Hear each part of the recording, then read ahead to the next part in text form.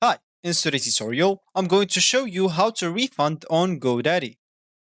So the first thing that you would like to do, of course, is just go and open whatever browser you're going to use to follow this tutorial steps with. Here in my case, I'm actually using Brave, but of course in your case, you can use any other browser could be possibly working for you.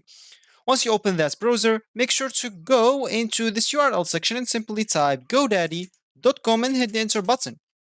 You'll find yourself at this page. If you're facing any issues with the language of that page, you can just scroll down at the bottom of it and make sure to select the language from here. Of course, you will select the country region and even change the language with it and even the currency if you want.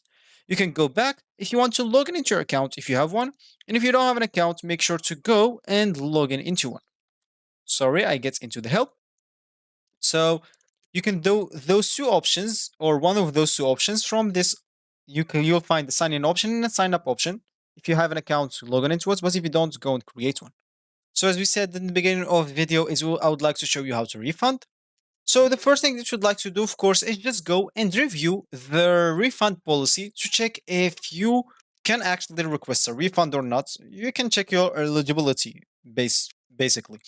So once you verified your eligibility, you will need to delete the product or the service or the domain you want to refund.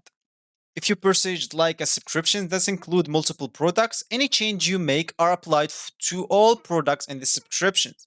Products included in a subscription can't be individually deleted or refunded. If you are eligible for a refund, you will have to turn off the auto renew for your products instead, and you'll be able to keep using it until the end of your subscription, obviously.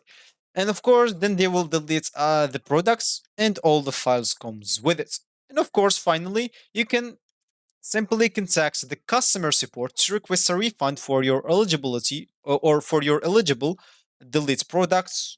Their GoDaddy guides are like can help you in the help center. Of course, you'll be able to contact them or to seek for any help if you want. So this will be actually for this tutorial. I hope you like it. Thank you guys for watching and goodbye.